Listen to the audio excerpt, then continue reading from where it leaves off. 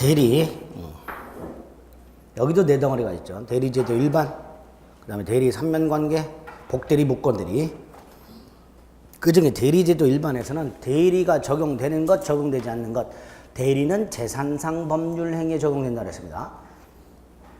그래서 가족법상의 법률행위에 적용 안 되고, 준법률행위에 적용 안 되고, 불법행위에 적용 안 되고, 다만 예외적으로 적용되는 걸 기억해야 되죠. 가족법상 행위 중에서 부양 청구권, 그 다음에 준법률행위 중에서 관념의 통지, 의사의 통지.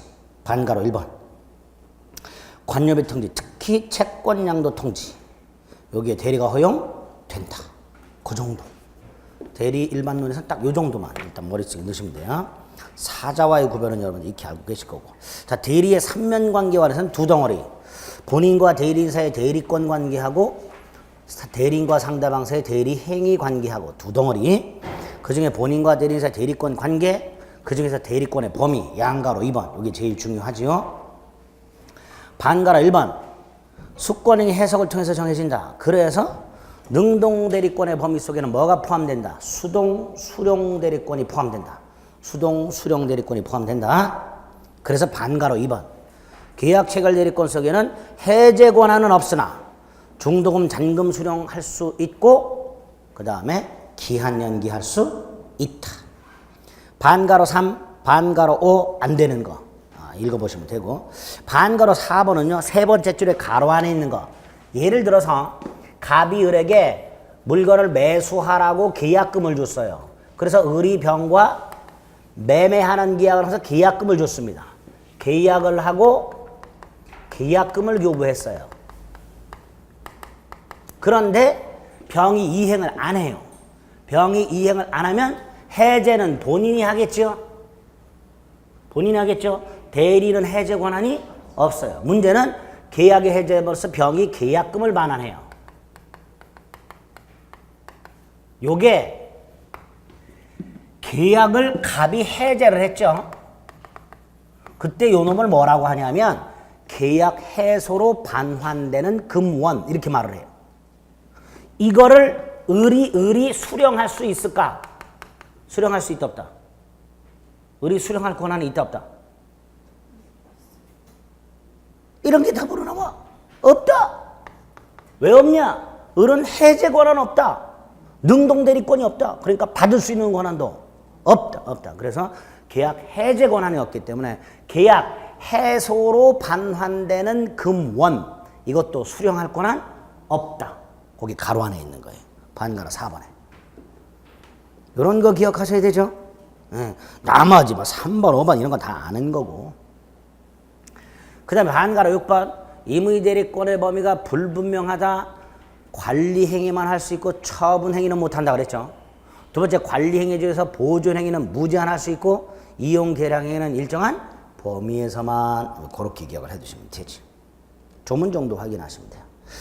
두 번째가 양가로 3번. 이것도 잘 나오죠. 자기약 쌍방들의 원칙적 금지. 임의 규정이 돼 위반하면 무권대리로 무효. 그리고 본인은 추인할 수 있다. 그 다음에 허용되는 거 외워야 되죠. 허용되는 거 반가로 2번, 반가로 3번. 꼭 외워야 돼요. 그 중에 두 번째 줄에 있는 변호사의 강제팽배당 참가는 최근에 상공단 답으로 나왔습니다. 할 수 있는 것을 골라라 해서. 예? 그래서 반가로 2번과 반가로 3번은 자기계약 쌍방들에게 허용되는 것들이에요. 눈여겨봐 주세요. 양가로 4번은 119조. 대리인이 여러 있을 때 원칙적으로 무슨 대리? 각자 대리. 그것만 기억하시면 돼요. 5번 대리권 남용은 말씀드렸고요. 이 대리권 남용과서 구체적인 판례가 반가로 2번입니다. 금융기관의 직원, 금융기관의 대리인의 지위에도 있죠. 이자가 예금계약을 체결하면서 그 예금을 개인적 용도로 사용할 의도가 있었던 경우 원칙적으로 그 예금계약은 유효한 대리행위이기 때문에 본인인 금융기관의 책임을 지되 상대방이 그 금융기관 직원의 배임적 의도를 알았거나 알 수 있었음을 금융기관이 증명을 하면 금융기관인 본인은 책임지지 않는다. 대리권 남용이고 비진입 표시 규정이 유추 적용된 사례입니다. 양가로 6번은 대리권 소멸사유 외우는 거죠. 반가로 1번은 법정대리 임의들의 공통된 소멸사유 사사성파. 반가로 1번 임의들의 특이한 소멸사유 원인경 관계의 종료, 수권행위 철회 이렇게 되겠죠. 여기까지가 대리권. 그 다음에 오른쪽 상대방과의 관계, 대리행위. 첫째, 본인에게 효과가 계속되려면 대리는 본인을 위한 것임을 표시하라. 현명. 거기 반가로 1번. 세 번째 줄, 본인의 이익을 위한다는 뜻은 아니다. 세 번째, 그 밑에 줄, 명시적으로 할 필요는 없고 대리행위라는 취지를 상대방이 인식할 수 있을 정도의 표시만으로도 충분하다. 반가로 2번, 수동대리는 상대방이 현명해야 된다. 그런데 반가로 3번, 현명은 안 했어.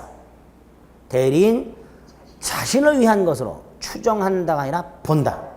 나아가 대리는 착오를 이유로 취소할 수 없다까지 기억하셔야 돼요. 착오를 이유로 취소할 수 없다까지. 다만 상대방이 대리행위라는 걸 알았거나 알 수 있었을 경우에는 대리행위가 된다. 그래서 114조와 115조 조문 외우시는 거고요. 양가로 2번 대리행위에 해당되는 경우하고 양가로 3번 대리행위가 아닌 경우 있죠. 자, 아닌 경우를 봅니다. 반가로 1번 대리행위 표시를 하지 아니하고 단지 본인의 성명을 모용하여 마치 자기가 본인인 것처럼. 대리행위 아니죠.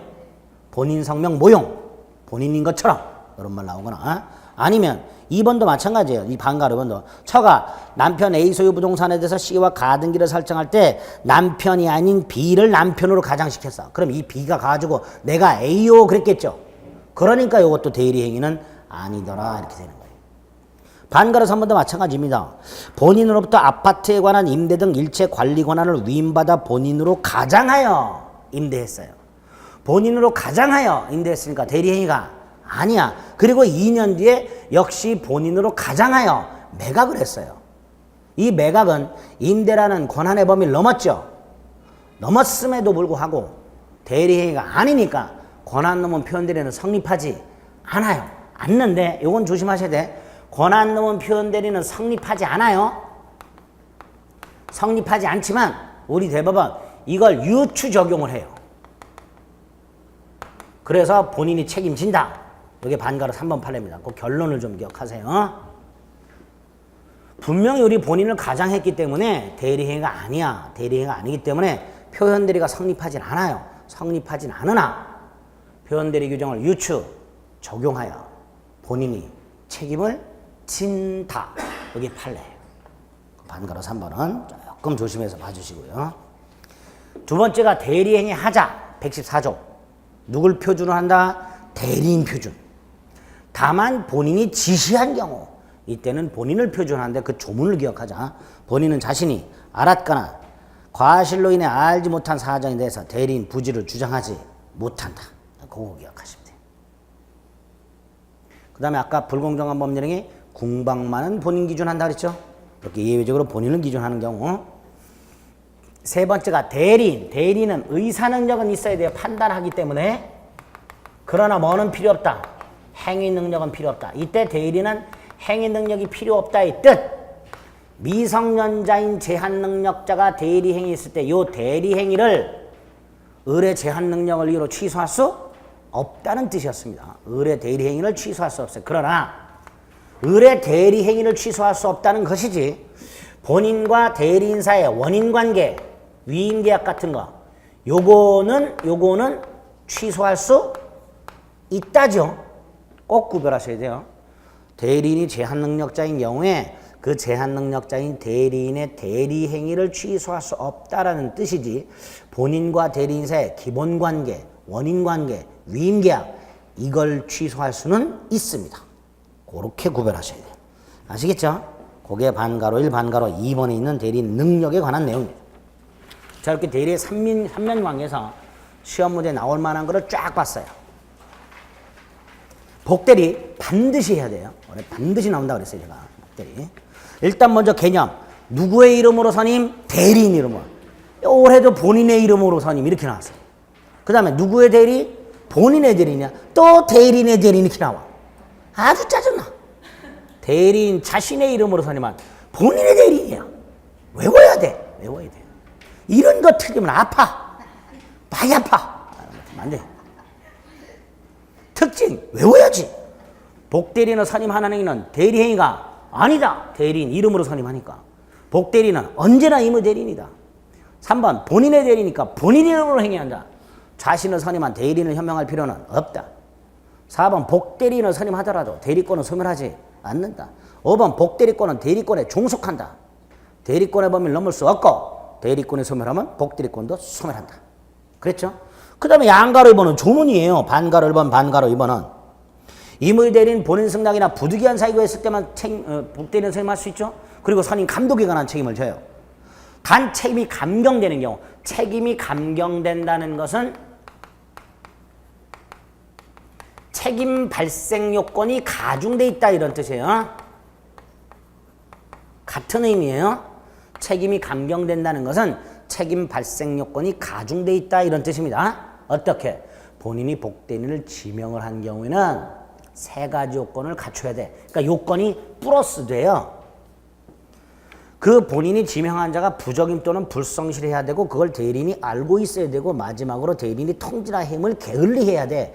그럴 때만 선임 감독에 관한 책임을 지게 된다. 이렇게 되어 있습니다. 일단 이게 조문이에요. 이때 임의대리인이 복대리인을 선임할 수 있는 본인의 승낙은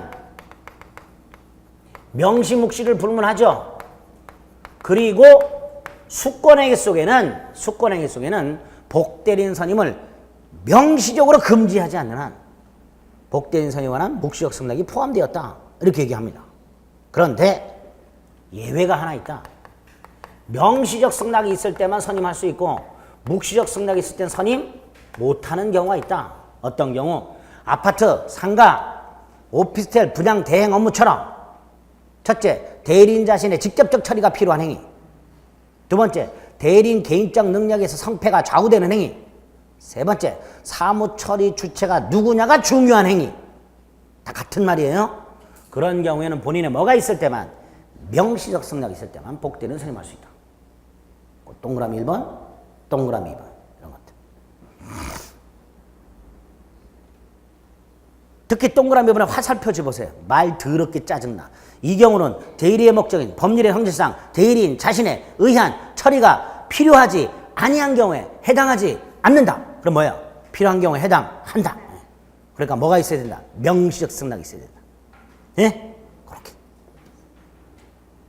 필요한 경우에 해당한다라고 나오면 땡큐고요. 그렇죠? 그러나 두세 번 꼬면 이렇게도 나오죠. 반가로 2번 조문 외우자. 법정 대리는 무제한 선임과 무제한 책임이 있다. 단 부득이한 사유가 있을 때는 선임 감독에 관한 책임만 있다. 반가로 3번 언제나 임의 대리인이다. 이때 복대리인도 또 다른 복대리인을 선임할 수 있는가? 임의 대리인과 마찬가지로 복인권을 갖는다. 그 말은 원칙적으로 복대리인 선임할 수 없고 본인 승낙이나 부득이한 사유가 있을 때만 복대리인도 또 다른 복대리인을 선임할 수 있다. 이렇게 되겠죠. 3번 외우자. 동일한 권리 의무가 있다. 4번 5번 묶어서 복대리인의 행위에 대해서도 뭐가 성립한다? 표현대리가. 복대리인 행위에 대해서는 뭐가 성립할 수 있다고요? 표현대리. 그 중에 5번 대리인이 대리권이 소멸한 후에 복대리인을 선임한 경우 그 복대리인이 대리 행위에 대해서 129조 권한 소멸 표현대리를 인정. 판례요? 인정하지 않는다. 이렇게 또 출제된 적이 있어요. X 인정됩니다. 여기까지가 복대리. 협의의 무건들이 대리권 없는 자의 대리행위. 후레자식놈 생각하자. 본인에 대해서 유동적 무효고 이때 본인에게 추인권과 추인거절권이 있고 상대방에게 최고권과 철회권이 있으며 135조 무권대리인의 책임이 있다. 본인의 추인을 얻지 못한 경우 무권대리는 상대방의 선택에 쫓아 계약을 이행하든가 손해를 배상해야 된다. 이렇게 5개. 잘 나오죠? 그 중에 추인, 동그라미 1번 전부 하라. 일부 추인, 변경 추인, 상대방이 동의하지 않는 한 추인의 효력이 없다. 2. 명시, 묵시 추인 불문한다. 이때 추인의 상대방, 본인은 무권 대리인에게 추인할 수도 있고 그 상대방이 추인할 수도 있으며 상대방의 승계인에게도 할 수도 있다. 무상승. 그랬죠? 무상승. 다만 반가로 2번 이 본인의 추인이나 추인 거절을 상대방이 하지 아니한 경우에는 상대방이 그 사실을 알지 못하고 있다면 상대방에게는 대항할 수가 없다. 그래서 무권 대리인에게 추인을 했는데 상대방이 몰라. 그러면 상대방은 처리할 수 있다. 이거 없다로 오래 출제됐어요. 있다. 그렇죠? 그거 꼭 기억하셔야 돼요. 반가로 2번 밑에 보면 본인 갑이 무권 대리인 을에게 추인의 의사를 표시했는데 상대방 병이 그걸 모르니까 상대방은 뭐 할 수 있다? 처리할 수 있다. 됐죠? 반가로 2번. 그 다음에 오른쪽 반가로 4번. 후레자식 놈이 자기 것인 양 팔아먹거나 이거 내 거요라고 팔아먹거나 아니면 지가 갑인 양 팔아먹거나 겉늙은 놈이 있다 그랬죠? 을이 갑의 이름을 도용해서 팔아먹거나 또는 을이 자기 이름으로 자기 것인 양 매각을 한 경우에는 무권 대리가 아니라 무권리자 무권한자의 처분행위 여기에 대해서 본인이 추인을 할 수 있는데 무권 대리 추인을 유추적용. 뭘 유추적용? 무권 대리 추인을 유추적용. 따라서 끝에 소급적 추인이 된다. 왜? 무권 대리를 추인하게 되면 무권 대리 행위 당시로 소급해서 유효가 된다 그랬죠? 그러니까 무권 대리 추인을 유추 적용하게 되면 소급적 추인이 된다. 이렇게 말을 하게 되는 거예요. 양가로 보면 추인 부정되는 거, 추인이 아닌 거, 장기간 방치. 그것만 기억하면 되고요. 장기간 방치, 추인 아니다. 장기간 뭐뭐 하지 아니하였다. 추인 아니다. 반가로 3번. 이 상대방의 최고권, 철회권도 잘 나오죠. 일단 최고에서 제일 많이 나오는 거 선악불문하고 할 수 있다는 거. 철회에서 많이 나오는 거 선이만 할 수 있다는 거. 그랬죠? 그 다음에 최고의 경우에는 본인이 확답을 바라지 않으면 추인을 거절한 것으로 본다. 잘 나오죠? 그런 것들이 핵심적인 내용입니다. 반가로 1번. 그 다음에 반가로 2번. 최고는 악의도 할 수 있으나 철회는 선이만 할 수 있다. 반가로 3번 말씀드린 거고요. 4번 최고 전에 철회 전에 미리 최고할 필요 없다. 이렇게 최고 철회권 중에서 잘 나오는 거 일단 체크하시고요. 양가로 4번 무권 대리인의 상대방에 대한 책임. 일단 요건 외우셔야 되죠. 추인 얻지 못하고 대리권 증명하지 못할 것, 표현대리 성립하지 아니할 것, 상대방은 선의무과실 것, 상대방은 계약을 철회하지 않았을 것, 무권 대리는 행위 능력자일 것. 이럴 때 무권 대리인 책임지는 무과실책임. 그래서 반가로 1번 세 번째 줄. 무권 대리 행위가 제3자의 기망이나 제3자의 문서 위조 같은 제3자의 위법 행위로 야기가 됐어. 그래서 무권 대리는 아무런 잘못이 없어. 그래도 책임진다. 무과실 책임이기 때문에. 꼭 기억하셔야 돼요. 그 위에 굵은 거 상대방 선택 잊지 마시고요. 반가로 2번 무권 대리인이 제한능력자. 이것도 잘 등장하죠. 책임지지 않는다. 상대방은 무권 대리인의 계약을 이행하거나 또는 손해배상 책임 따위를 물을 수 없다. 이렇게 되죠. 계약의 무권 대리는 이렇게 처리합니다. 그 다음에 상대방 단독행위 무권 대리 중에서 이건 기억하셔야 되죠. 상대방 없는 단독행위의 무권 대리. 얘가 뭐가 있어요? 재단법인 설립행위. 갑의 부동산을 가지고 을이 아무런 권한 없이 갑의 이름으로 재단법인을 설립한 경우 상대방 없는 단독행위 무권 대리고 절대적 확정적 무효입니다. 결론 본인은 추인할 수 없다. 딱 머릿속에 넣으셔야 돼요. 그 양가로 6번 무권 대리의 상속. 우리가 가장 많이 들은 게 뭐예요? 본인이 사망을 하고 대리인이 상속받은 경우 얘는 추인 거절할 수 없다. 네? 없어요? 반대도 기억하시자. 무권 대리인이 사망을 하고 본인이 상속을 받았다. 이때 본인은 추인 거절할 수 있다. 누가 죽었는지 꼭 확인하자 그랬어요. 본인이 죽어서 무권 대리인이 상속을 받은 건지 무권 대리인이 죽어서 본인을 상속받은 건지. 그렇죠? 그렇게 둘을 꼭 나눠서 기억하시자. 물론 많이 나오는 게 반가로 1번이에요. 무권 대리인이 본인을 상속받았어요. 본인이 죽고 무권 대리인이 상속받았을 때 뭐 할 수 없다. 추인 거절할 수 없다. 이게 많이 나와요. 이게 많이 나오지만 반대의 경우도 염두에 두자. 반가로 1번만 생각하면 반대의 경우도 1번으로 착각해 잘못하다가. 아시겠죠? 이렇게 상속까지 확인하시면 돼요. 그 다음에 이제 표현 대리가 나왔네요. 표현 대리는 무권 대리지만 본인에게 효력이 생기는 거죠. 이 표현대리가 성립하려면 일단 대리행위는 있어야 돼요. 표현대리도 무권대리고 무권대리도 대리권만 없을 뿐 대리행위는 있는 거니까. 그러니까 동그라미 1번 갑이 자신의 부동산의 저당권을 설정하고 금전을 차용해 줄 것을 을에게 부탁했는데 을이 그 부동산을 자신 명의로 이전 등기한 후에 자기의 이름으로 담보로 제공. 현명 안 했죠? 안 했으니까 표현대리 성립하지 않는다. 2번도 본인의 이름을 모용하여 마치 자기가 본인인 것처럼 역시 대리행위는 없으니까 표현대리는 성립하지 않는다.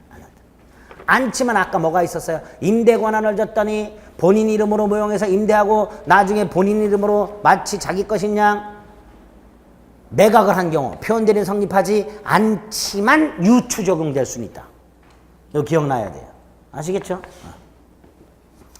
그 다음에 반가로 2, 반가로 3, 반가로 4 달달달 외워야 되죠.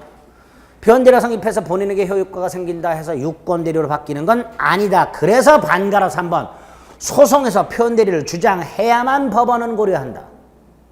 그래서 상대방이 유권대리만 주장하고 있다면 무권대리 일종인 표현대리에 관한 주장은 포함되어 있지 않으니까 법원은 직권으로 표현대리를 고려하지 않는다. 4번 본인은 전적인 책임을 져라. 상대방의 과실을 상기하여 본인 책임을 감경할 수는 없다. 본인 책임을 감경할 수 없다. 이걸 과실상계 법리를 유추 적용할 수 없다. 같은 의미죠.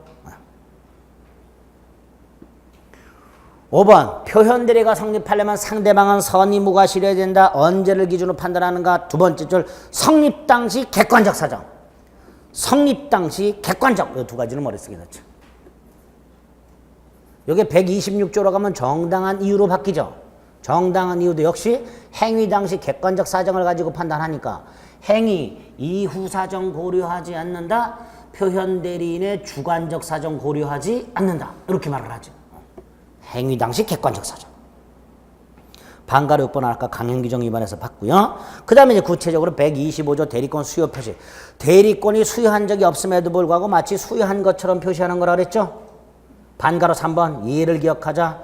사회통념상 대리권을 추단할 수 있는 직함이나 명칭 따위의 사용 승낙 또는 묵인.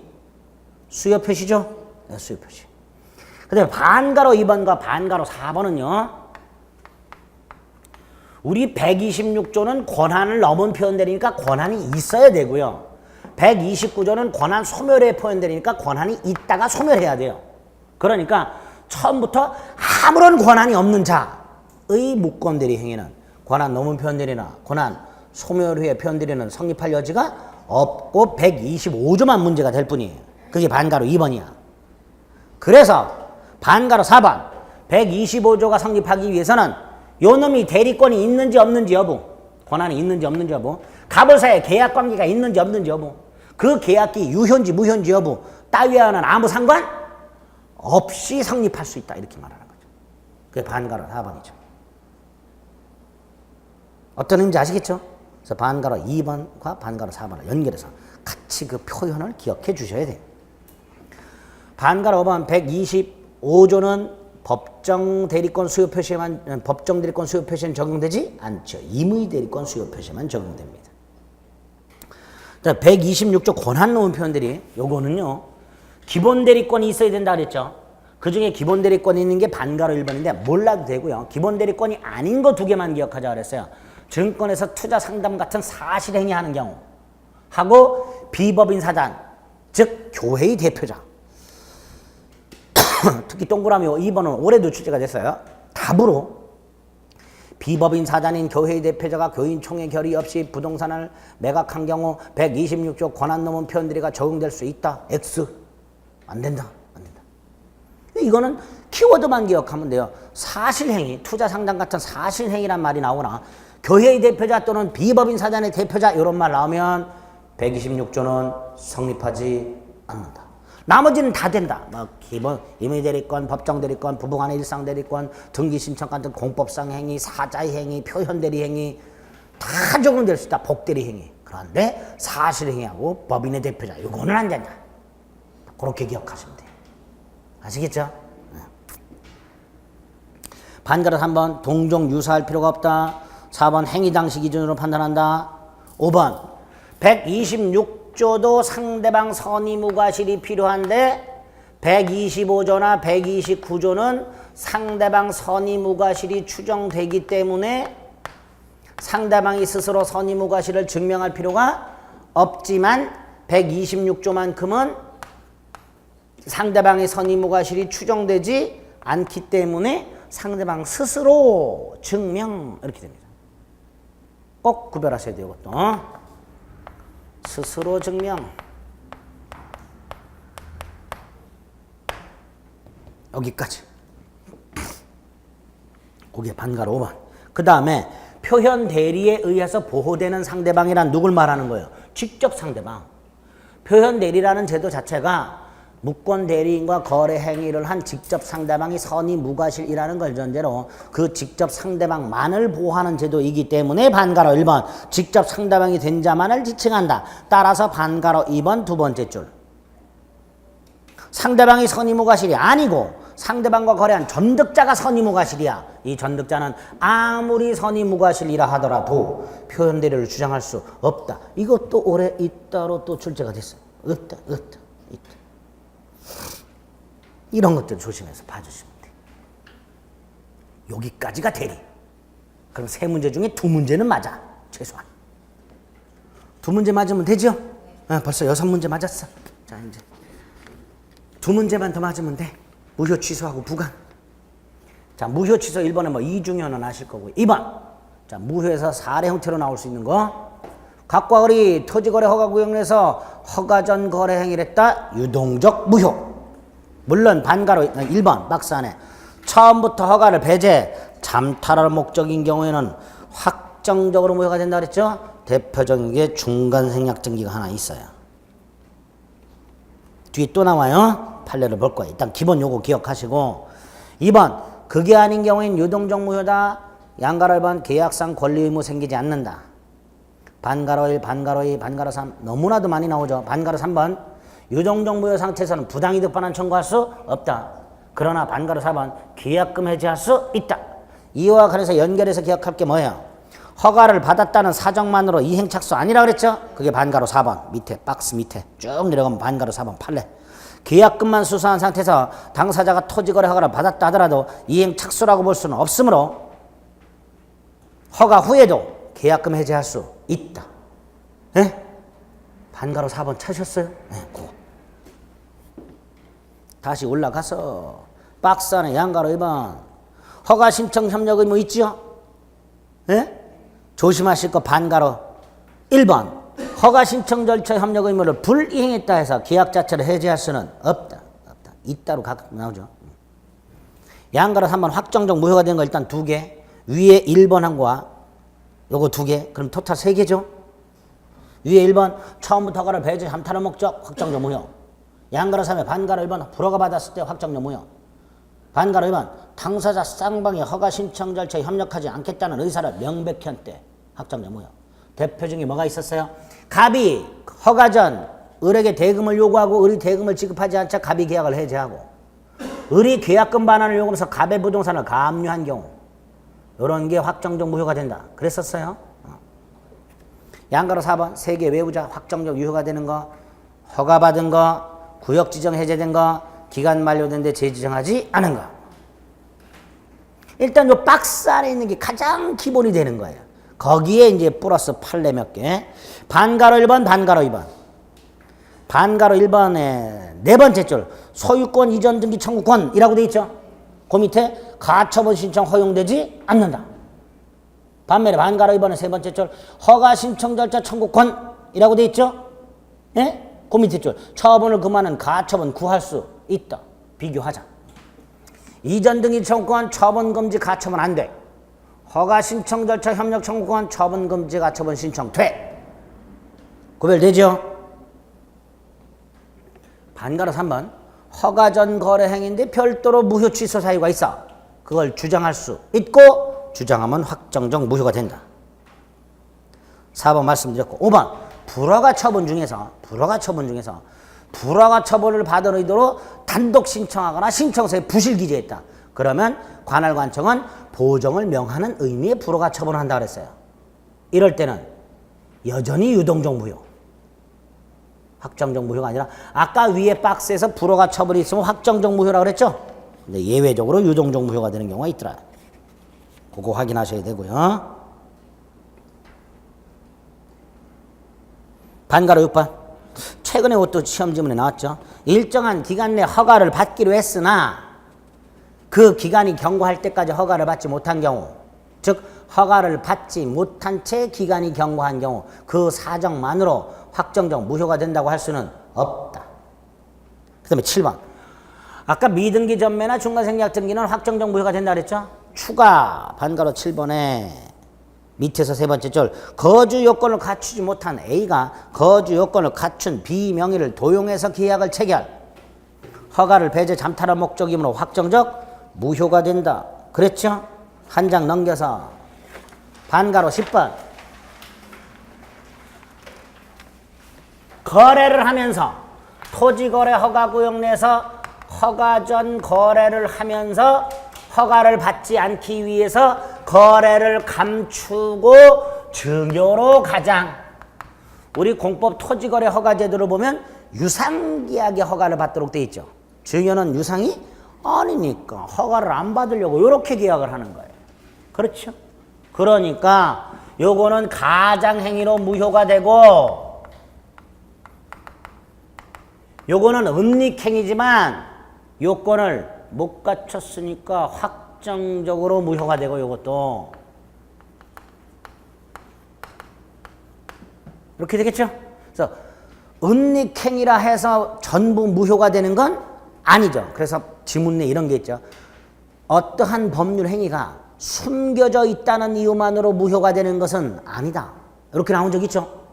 두 번째, 은닉행위가 전부 유효가 되는 것은 아니다. 이렇게 두 가지 표현을 기억하셔야 돼요. 법률 행위가 숨겨져 있다는 이유만으로 무효가 되는 것은 아니다.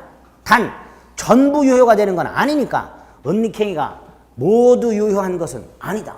무효가 되는 경우도 있다. 요건 갖추면 유효가 되는 거예요. 두 번째, 요놈 돈 받았어요. 얘한테 대금 받았어. 양도세 부과 대상이 된다. 무효임에도 불구하고 양도세 부과 대상이 된다. 일단 세금은 뜯어낸다. 됐죠? 그거까지. 위에 8번은 토지거래 허가를 받기 전에 이 거래한 땅이 농지인데 농지 전용 허가를 먼저 받기로 했어. 근데 농지 전용 허가가 불허가가 났어. 그러면 정지 조건이 불성취로 확정됐어요. 따라서 뭐가 된다? 확정적 무효가 된다. 농지 전용 허가 안 나올 수 있어요. 세 번째 줄고 밑줄 금방 것만 나올 수 있어요. 계약이 정조건부인 경우 그 정조건이 허가 전에 이미 불성취로 확정되었다 하더라도 허가 전에는 유동적 무효다. 요 딱으로 나와요. 그럼 X예요. 무효가 됩니다. 확정적으로. 아시겠죠? 9번 일방적으로 철회하면 무효가 된다 그랬고요.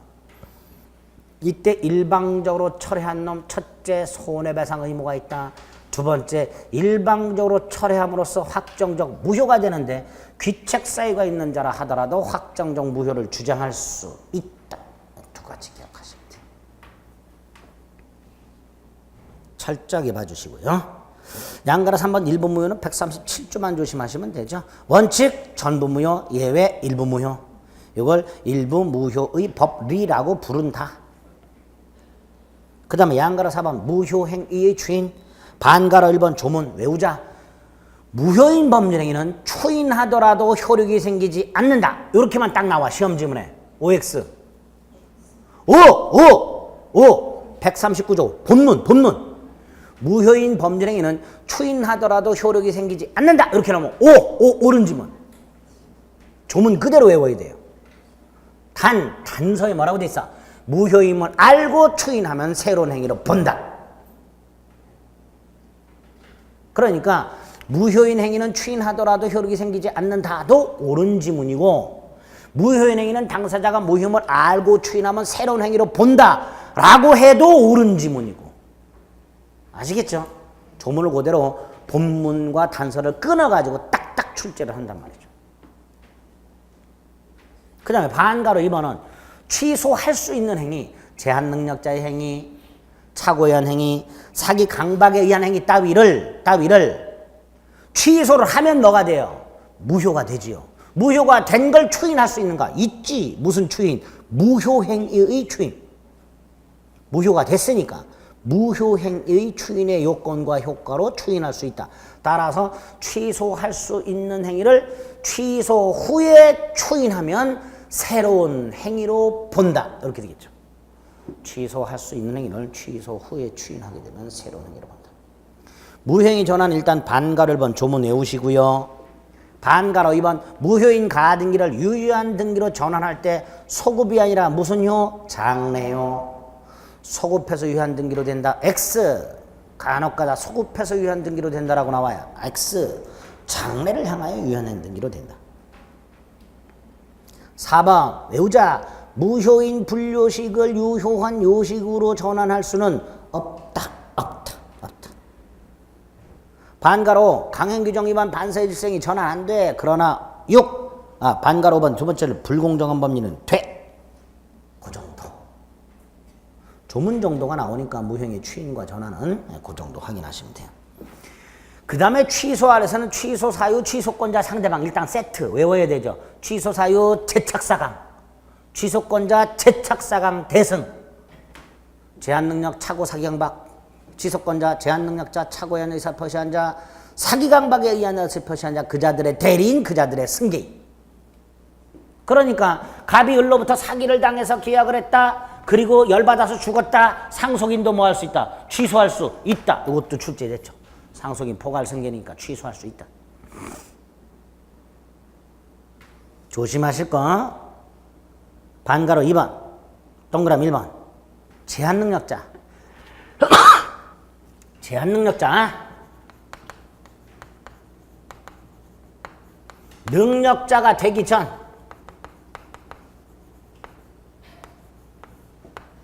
단독으로 자신의 행위를 취소할 수 있다. 그러나 추인할 수는 없다. 구별하셔야 되죠. 이렇게 구별하셔야 돼요. 그래서 제한능력자가 예컨대 미성년자가 성년자가 되기 전에 자신의 행위를 단독으로 취소한 후에 그 취소 자체를 또다시 제한능력을 이유로 재취소할 수는 없다. 동그라미 1번. 오른쪽 반가로 3번. 누구한테 취소해야 되는가? 상대방 또는 상대방의 포괄 승계한테까지. 그러면 다시 왼쪽으로 돌아와서 양가로 6번에 반가로 1번. 갑과 을이 계약을 했는데요. 갑은 착오를 이유로 취소했고 을은 강박을 이유로 취소했어. 근데 착오도 없고 취소도 없어. 그러면 당사자에게 취소의 의사가 합치하고 있다 하더라도 취소의 효력은 발생하지 않으니까 법률행위 효력은 상실되지 않는다. 출제가 이미 됐었죠. 오른쪽 7번 일부 취소. 법률행위 일부에만 취소 사유가 있다. 원칙 전부 취소. 단 취소할 수 있는 부분과 아닌 부분이 나누어질 수 있고 가분적이고 나머지 부분만이라도 유죄라는 당사자의 가상적 의사가 인정이 되면 일부 취소할 수 있다. 그거 하고 그 다음에 일부 취소와 관련된 판례 2개 2번 3번 둘 다 똑같아요. 특약만 취소할 수는 없다예요. 2번 3번 결론이 뭐만 취소할 수 없다고요? 특약만 취소할 수 없다. 특히 반가로 3번 임차권 양도계약 플러스 권리금 특약. 사기당했어. 권리금 특약만 취소할 수는 없다. 그 다음에 나중에 동시이행의 항변권 가서 볼 건데요. 미리 동시이행의 항변권에서 볼 건데 이건 두 가지 의미에서 대단히 중요한 판례라 그랬어요. 동시항변권에 있나 없나? 어디 있을 텐데. 없네? 왜 없지?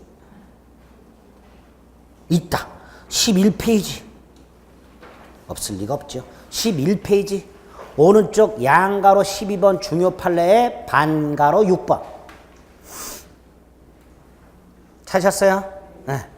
갑이 을을 꿰어 속였다는 뜻이죠. 기망을 해서 돈을 빌려주고 갑의 배우자 병의 이름으로 빌려준 돈이 3배 해당되는 금액을 채권 최고액으로 하여 근저당권 설정 계약을 한 경우 이때 을이 기망을 당했다는 사실을 알고 요것만 취소했어요. 요것만. 근저당권 설정 계약만을 취소했다 하더라도 즉 일부만 취소했다 하더라도 전부 취소의 효력이 있다. 일부만 취소했다 하더라도 전부 취소 효력이 있다. 잊지 마시고. 두 번째. 을은 소비대차 계약이 취소됐으니까 받은 돈 돌려줘야 돼. 병은 근저당 말소해야 돼. 요 을이 금전을 반환해야 될 의무와 병의 근저당 말소 의무는 계약이 취소됨으로써 발생하는 부당이득 반환 의무 따라서 동시이행 관계다 아니다. 동시이행 관계다. 변제와 담보권 말소로 착각하면 안 된다. 변제와 담보권 말소는 동시관계가 아니지만 이건 변제와 담보권 말소가 아니라 부당이득 반환이다. 따라서 동시관계가 아니다. 이 판례는 두 가지 의미에서 중요한 거예요. 근저당권 설정 계약만 취소했지만 소비대차 계약을 포함한 전체 취소 효력이 있다는 거 하나 하고 동시행 관계라는 거 하고 두 가지 기억하시면 됩니다. 다시 돌아옵니다. 그래서 아까 일부 취소 바로 밑에 양가로 8번 부당이득 반환 의무는 무슨 관계다? 동시행 관계다. 그런 말이 또 나와 있지요.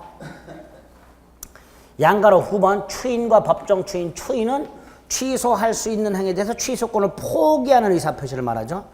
취소 원인이 소멸한 후에 자신의 행위를 취소할 수 있다는 것을 알고 추인했다. 그러면 취소권이 소멸했으니까 더 이상 취소할 수 없다. 이렇게 되겠죠. 조심하실 게 반가로 2번이죠. 취소할 수 있는 행위는 취소 원인이 소멸한 후에 해야 돼요. 예컨대 미성년자라면 성년자가 된 후에 해야 돼. 근데 예외가 두 개가 있죠. 취소 원인이 소멸하지 않았다 하더라도 반가로 1번 법정 대리인 또는 후견인 특히 제한능력의 경우에서 추인할 수 있고 제한능력자 중에서 미성년자나 피한정 후견인은 동의 얻어서 추인할 수 있고 반가로 2번 3번 취소권 포기니까 취소할 수 있다는 것을 알고 추인해야 되고 4번 5번 법정 추인. 자, 법정 추인 취소 원인이 소멸한 후에 이 의를 보류하지 아니한 채 전부나 일부의 이행의 청구, 경계계약, 담보제공, 양도, 강제집행 이런 법정 추인 사유가 있을 때 추인하는 것으로 간주 이게 법정 추인. 그 중에 이행 청구와 양도는 취소권자가 하는 경우만 법정 추인. 그랬죠? 그리고 올해 요게 나왔어. 법정 추인으로. 경계계약을 체결한 경우 더 이상 취소할 수는 없다. 이렇게. 쉽게 나왔지. 그 다음에 10번. 취소권의 단기 소멸. 취소권은 추인할 수 있는 날로부터 3년, 법률행위 한 날로부터 10년 내 하라. 형성권 행사기간이니까 제척기간이다. 제척기간은 중단정지가 없고 법원이 그 기간 도과 여부를 직권조사한다. 딱 이렇게 기억하자. 제척기간은 중단정지가 없고 기간 도과 여부를 법원이 직권조사한다까지. 됐죠? 여기까지. 한 문제 하기 위해서 이렇게 많이 해야 돼. 짜증나. 무효 취소는. 간혹 두 문제도 나오니까. 부관 한 문제만 나오죠. 일단 147조부터 153조까지 조문을 외우자. 외우자 그랬어요? 예? 교과서에 보면요. 조문이 쫙 나와요. 그 중에서 대리부터 시작되는 114조부터 부관까지 153조. 식사하실 때 읽으라 그랬어요. 밥 먹을 때 화장실 가서 이럴 때 시간 내서. 예? 괜히 따로 외울 생각하지 말고. 그 중에 조건기와 관련된 147조부터 153조까지 외우자. 일단 양가로 일반 조건을 붙이고자 하는 의사가 있었으나 표시하지 않았다면 동기에 불과하다. 2번 관념의 통지 준물권행위라고 되는데 오타죠. 준법률행위. 준물권행위가 아니라 뭐라고요? 준법률행위. 원래 조건기한은 재산상 법률행위 적용이 되죠. 그러니까 가족법상 행위, 단독행위, 엄수표행위 적용 안 된다 그랬어요. 재산상 법률행위 아닌 가족법상 행위, 법률행위지만 단독행위, 엄수표행위 적용 안 된다 그랬어요. 가족법상 행위. 다만 예외적으로 적용되는 건 있었죠. 특히 단독행위 중에서 아까 봤던 거 채무 면제와 같이 상대방에게 이익만을 주는 거 조건 붙일 수 있다. 그런 것들을 기억나시면 돼요. 그 다음에 양가로 3번 대단히 중요한 판례죠. 갑이 을에게 을이 임차인인데 집을 명도했음에도 불구하고 이때 명도하는 것과 보증금 반환이 동시 이행관계임에도 불구하고 갑이 보증금을 못 돌려주고 있더라. 을이 갑에게 언제 돌려줄 거냐. 갑이 이렇게 약속했다. 주택이 임대가 되면 아직 비어있다. 보증금을 반환하겠다. 라고 약속한 경우 이때 주택이 임대되면은 장래 발생이 불확실한 사실이다. 근데 장래 발생이 불확실하다 해서 무조건 조건이 되는 것은 아니다. 의사표시 해석을 통해서 구별한다. 우리 대법원은. 어떻게? 이 사실이 발생을 하든 발생하지 않든 꼭 이행을 해야 하는 경우 이럴 때는 기한. 그 사실이 발생하면 이행하고 발생하지 않으면 이행하지 않아도 좋다라고 해석이 되면 조건. 꼭 외워야 될 판례예요. 장래 발생 사실이 부관으로 붙어 있을 때 그 사실이 발생을 하든 불발생으로 확정이 되든 이행을 해야 한다. 그러면 기한. 발생하면 이행하고 발생하지 않으면 이행하지 않아도 좋다. 그러면 조건. 이거는 임대가 되든 임대가 안 되든 보증금은 꼭 돌려줘야 되죠. 그렇죠? 그래서 여기 보세요. 이거 이미 발생한 채무죠. 이미 발생한 채무에 대해서 불확실한 사실이 부관으로 붙어 있는 경우에는 그 이행 기한을 유예한 거다. 그래서 불확정 기한부 법률행위에서는 그 법률 행위에 의한 채무는 이미 발생한 것으로 볼 수 있다. 이렇게 출제가 됐어요. 이렇게. 어렵죠? 어려워. 이걸 말하는 거예요. 발생 여부가 불확정한 사실이 기한으로 붙어 있는 경우에는 그 법률 행위에 의한 채무는 이미 발생한 것으로 볼 수 있다. 이렇게 됩니다. 그리고 언제 기한이 도래할 거냐? 그 사실이 발생한 것도 기한도래, 발생이 불가능하게 된 것도 기한도래. 이렇게 되겠죠. 그래서 양가로 3번과 다음 페이지 양가로 4번 같이 확인하시고요. 밑에 판례 매매대금 지급기를 소유권 이전 등기를 필한 후라고 정한 것도 우리 대법원은 불확정 기한으로 봅니다. 양가로 5번은 조건을 붙일 수 없지만 예외적으로 조건 붙일 수 있는 거. 특히 두 번째 줄에 채무 면제 좀 조심해 주시고. 6번은 조문이죠. 상대방이 이걸 해하지 못하고 네 번째 줄 처분 상속 보존 담보로 할 수 있다. 부동산에 관한 정조건부 권리나 시기부 권리는 가등기를 통해 손해를 보존할 수 있다. 부정과 부시가. 7번 조건 성취로는 원칙적으로 장래의 당사자 의사를 통해 소급표를 인정할 수 있다. 그러나 기한도래 여건은 절대로 소급표를 인정하지 않는다. 그래서 갑이 을에게 땅을 증여하면서 등기까지 넘겨주면서 이게 만약에 도로부지로 수용이 되면 되돌려주기로 약속을 했어요. 되돌려준다는 건 계약의 효력이 소멸하는 거예요. 그러니까 이게 해지 조건이에요. 근데 실제 도로부지로 수용됐어요. 해지 조건이 성취가 됐으니까 소유권이 되돌아오죠. 소급해서 되돌아온다. 장래를 향하여 되돌아온다. 장래를 향하여 되돌아온다. 계약이 무효 취소 해제되면 소급해서 되돌아오죠. 그러나 이건 해제 조건이 성취된 거니까 장래를 향하여 복귀된다. 그게 판례로 있죠. 7번의 판례 찾으셨어요? 해제 조건부 증여로 인한 부동산 소유권 예정을 마쳤는데 해제 조건이 성취했다. 소유권은 증여자한테 복귀된다. 이 경우 별도의 특별한 의사표시가 없는 한 조건 성취 효과는 소급하지 않는다. 8번 9번 기정조 기해무 불정무 불해조. 예? 외우고 계시죠? 기정적 기해모, 불정무 불해죠. 외우면 돼. 이것도 인터넷 보니까 기정적 기해모가 뭐예요? 이렇게 써놓으셨던데. 네. 이거예요. 예. 기성조건이 정조건이 있으면 그 법률행위 조건이 없는 법률행위로 유효. 기정조건이 해조건이면 그 법률행위 무효. 불능조건이 정조건이면 무효. 불능조건이 해조조건이면 조건이 없는 행위로 유효. 11번 조건 성취로 불이익을 받을 당사자가 신의 측에 반해서 조건 성취를 방해했어. 상대방은 선취를 주장할 수 있죠. 이때 두 가지 그 조건 성취를 방해하는 행위는 고의행위, 과실행위를 불문. 두 번째 언제 성취된 걸로 볼 거냐? 조건 성취를 방해하는 행위가 없었더라면 조건이 성취되었으리라 추산되는 시점. 외우자. 그 다음에 반가로 3번은요. 말이 어려워요. 갑이 을에게요. 을이 시험에 붙으면 자동차를 주기로 했어요.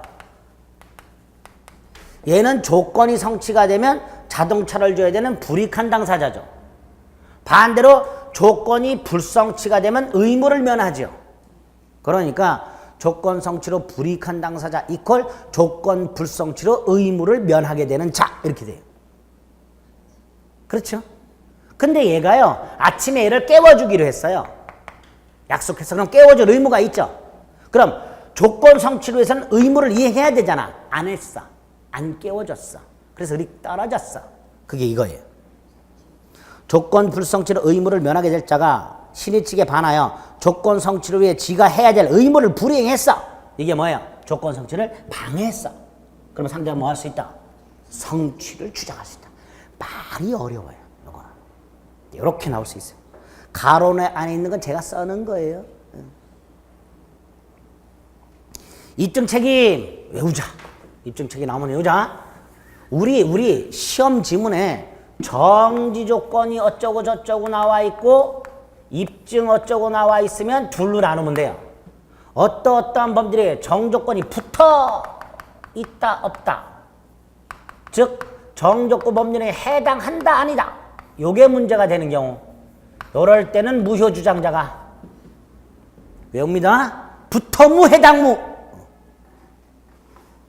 해당무만 외웠더니 부터로 나올 때 찾지를 못해. 부터도 외워 그냥. 부터무 해당무. 그 다음에 정조건이 성취되었다 어쩌고 이렇게 하면 유효 주장자. 성취됐시오. 외웠어. 부터무 해당무. 성취됐시오. 그 다음에 이제요 무효 주장자나 유효 주장자가 어떤 표현으로 나오는지만 좀 구별해낼 수 있으면 돼요.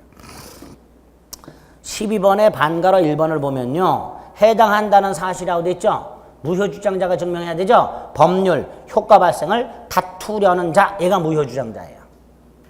반면에 반가로 2번은 성취되었다는 사실이라고 돼 있죠. 유효 주장자가 증명해야 돼. 법률, 행위의 효력이 확정되었음을 주장하는 자, 이게 유효 주장자. 이렇게 구별만 하실 수 있으면 돼. 됐죠? 이해하려 하지 말고 외워. 부터무 해당무. 성취됐슈.